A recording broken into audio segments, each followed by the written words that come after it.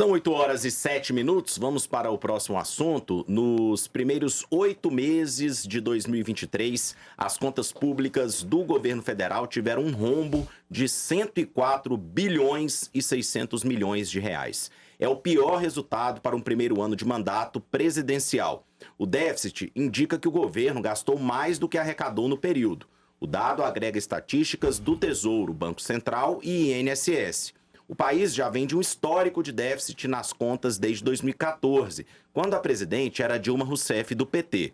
A única exceção foi 2022, quando o impulso da arrecadação com os royalties contribuiu para que o ex-presidente Jair Bolsonaro, do PL, entregasse um superávit em seu primeiro ano de mandato. Antes de começar o terceiro mandato, Lula precisou negociar com o Congresso a aprovação de uma PEC para elevar os gastos públicos em 68 bilhões de reais neste ano. O objetivo era garantir a manutenção de políticas sociais e outras ações básicas para o funcionamento das políticas públicas que foram implementadas por Jair Bolsonaro no período que antecedeu as eleições. O ministro da Fazenda, Fernando Haddad, tenta promover o que ele chama de recomposição da base fiscal do Estado, com medidas para elevar a arrecadação. Os resultados têm sido até aqui mais tímidos do que o inicialmente projetado pelo governo.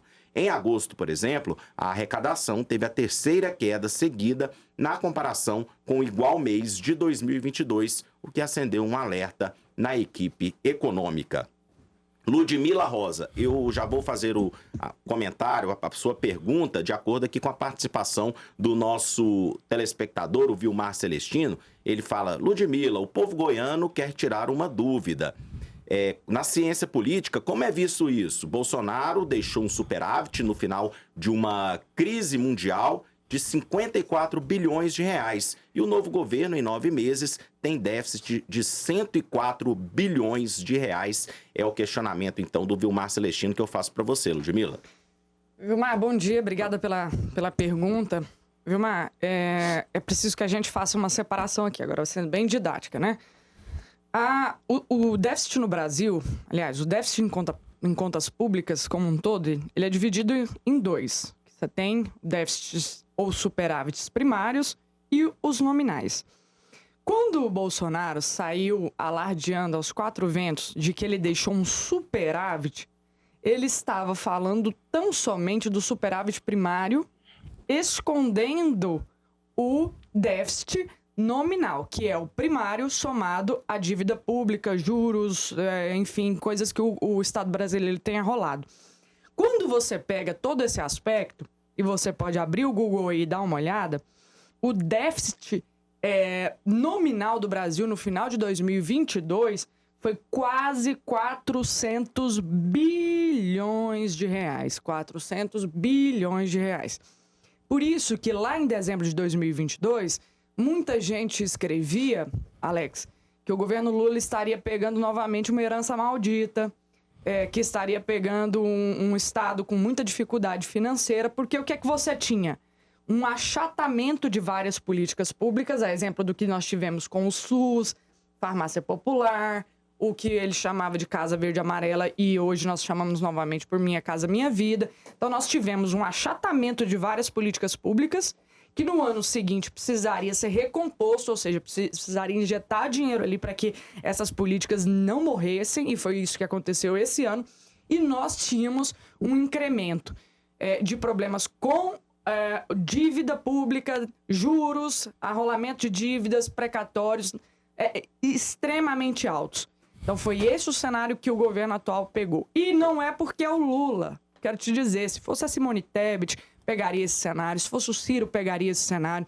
Então nós estamos falando desse momento da economia do Brasil. Somado a isso, uma dificuldade de arrecadação, e o governo precisou voltar essas políticas. Agora, o que o Rafael leu é muito importante.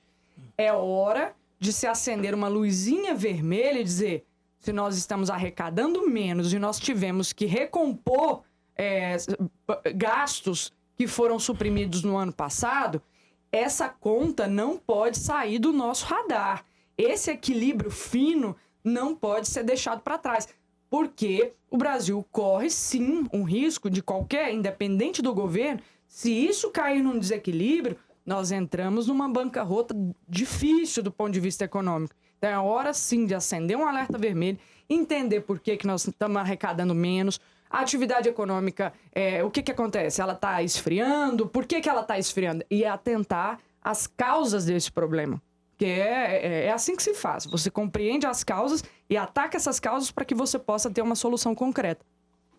Jaime Vasconcelos, esse resultado até aqui é reflexo do pacotão eleitoral que Bolsonaro fez às vésperas das eleições, aumentando os gastos públicos, ou é em decorrência da incapacidade do atual governo até agora de conseguir arrecadar mais?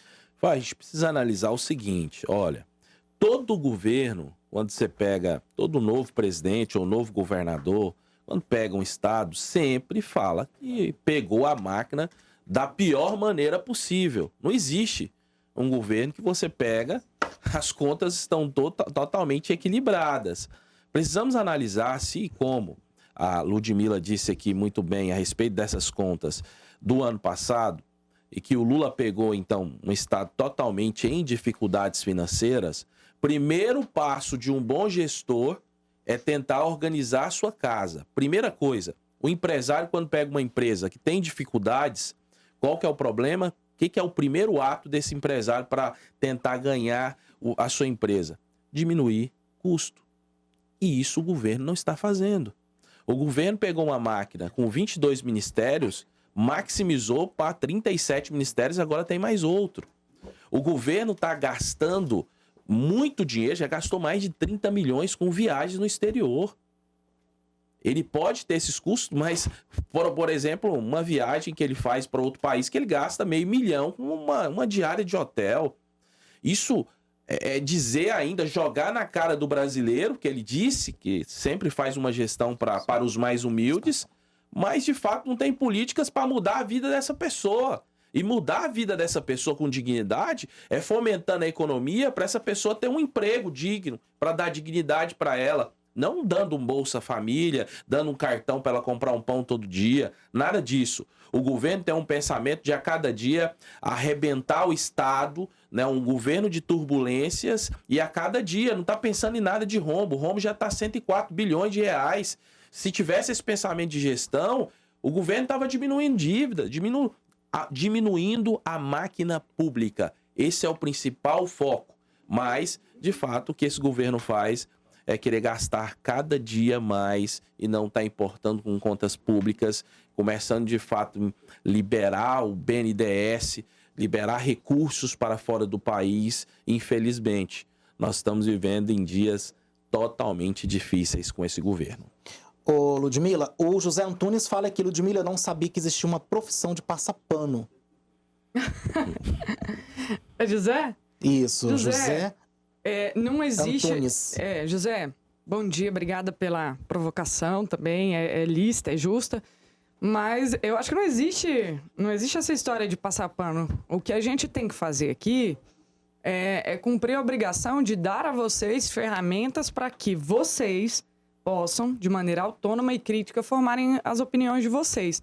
O que eu não posso é colaborar com a tese infundada ou longe da verdade que nós tínhamos um superávit deixado para esse novo governo, porque nós não tínhamos. O que se tratava era de um superávit primário. Mas o que vale em conta pública mesmo é olhar o nominal. E no nominal nós tínhamos um déficit da ordem de quase 400 bilhões de reais. Porque você sabe, mais de 50% do PIB brasileiro é para pagar dívidas, correção monetária, juros, moratórios, precatórios. E aí, como é que você tira esse valor gigantesco, bilionário, do seu cálculo fiscal? Não tem jeito. Ou você coloca, olha, de juros eu devo tanto, de correção monetária eu tenho que atualizar tanto, de precatório eu tenho que pagar tanto. Se você tira isso, é fácil você apresentar um superávit para a população e dizer, olha, tô com as contas no azul. Olha, dentro de casa, vamos pensar. Você não paga o aluguel, você não paga a conta de luz, você não paga a conta de água. Aí chega no mês, você fala, tô com o meu salário na conta, bacana. Aí a pessoa, nossa, que legal. Não, mas é porque o cara deixou de pagar o aluguel, a conta de água, a conta de luz, o condomínio, eventualmente, aí fica no azul mesmo. E é isso que a gente tá querendo levar para... Eu tô querendo levar para você, para que você faça essa reflexão. Independente de quem é o presidente, então, é preciso entender como é que essa ferramenta chamada Tesouro Nacional, contas públicas, como é que ela opera, como é que ela existe, como é que ela, né, como é que ela se complementa, de onde vem dinheiro, enfim. Essa é a reflexão. Só continuando antes de chamar a Manu, alguns outros comentários. Antônio Francisco Araújo ele diz que coisa mais absurda. Eu estava no acampamento do QG do Exército e ninguém estava pedindo intervenção do governo, porque todos apoiávamos o governo Bolsonaro. Mas tinha acampamento que o pessoal estava pedindo. Isso aí foi mostrado em várias reportagens aqui na Brasil Central e em outros veículos de comunicação. O Alano Mota diz o seguinte: Rafael, enquanto não paramos de agir apaixonadamente, o Brasil não deslancha. A lei existe e tem que ser aplicada a todos os brasileiros. Nossos governos precisam ser mais técnicos e menos partidários. Essa é a opinião do Alano Mota.